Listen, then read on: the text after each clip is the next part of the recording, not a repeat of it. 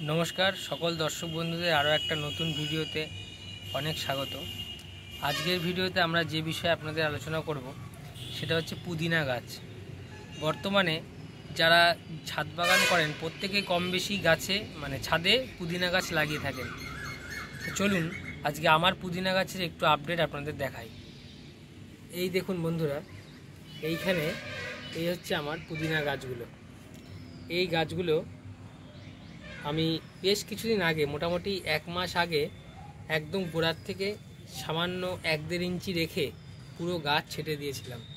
তারপরে কত সুন্দর গাছ বড় হয়েছে, নতুন পাতা বেরিয়ে এসছে। দেখুন গাছগুলোতে খুব সহজেই এইভাবে কিন্তু আপনারা পুদিনা গাছ করতে পারেন। তো এই পুদিনা গাছ কিভাবে আপনারা করবেন খুব সহজে সেই নিয়ে ভিডিও অলরেডি চ্যানেলে আপলোড করা আছে, আপনারা দেখে নিতে পারেন।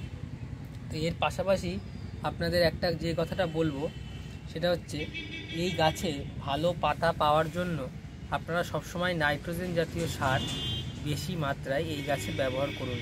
আপনারা জৈব সার কিংবা সর্ষের খোলের জল এগুলো ব্যবহার করতে পারেন, খুব ভালো রেজাল্ট আসে। এই গাছে কিন্তু বেশি ফসফরাস পটাশিয়াম এই জাতীয় খাবারের প্রয়োজন হয় না, যেহেতু এই গাছ থেকে আমরা ফুল ফল কোনো কিছুই নেব না, শুধুমাত্র এই গাছের পাতা আমরা ইউজ করব ব্যবহার করব। সেই ক্ষেত্রে আমরা শুধুমাত্র এই গাছে যাতে পাতা হয় সেই দিকেই নজর দেব। আমাদের এই গাছের থেকে কোনো ফুল ফলের প্রয়োজন নেই। সেই কারণে যেটা করতে পারেন সেটা হচ্ছে প্রতি সপ্তাহে বা 15 দিনে একবার সর্ষের খোল, নিম খোল এবং হাড়ের গুঁড়ো এই তিনটে আপনারা চাইলে জলে ভিজিয়ে রাখতে পারেন। হাড়ের গুঁড়ো নাও দিতে পারেন, এটা অপশনাল, যদি না হয় না দেবেন। তবে সর্ষের খোল আর জৈব সারও মিশিয়ে দিতে পারেন। এই দুটো একসাথে মিশিয়ে গুঁড়ো গাছের গোড়াতে ফাঁকা করে অল্প করে দিয়ে দিতে পারেন। এর পাশাপাশি যেটা করতে পারেন সেটা হচ্ছে সর্ষের খোলের লিকুইড বা তরল সারও গাছের গোড়ায় দিতে পারেন সপ্তাহে বা 15 দিনে একদিন। আর ভালোভাবে কিন্তু গাছে জল দিতে হবে। এখন যেহেতু খুব গরম, আরও সামনে আরও গরম পড়বে, তাই আমি বলবো যদি পুদিনা গাছে ভালো পাতা চান, এরকম ভালো গাছে গ্রোথ চান, তাহলে অবশ্যই আপনাদের কিন্তু গাছে একটু ভালোভাবে খাবার দিতে হবে। যত বেশি গাছে খাবার দেবেন, বিশেষ করে নাইট্রোজেন জাতীয় খাবার, তত কিন্তু গাছের চেহারা এরকম হবে।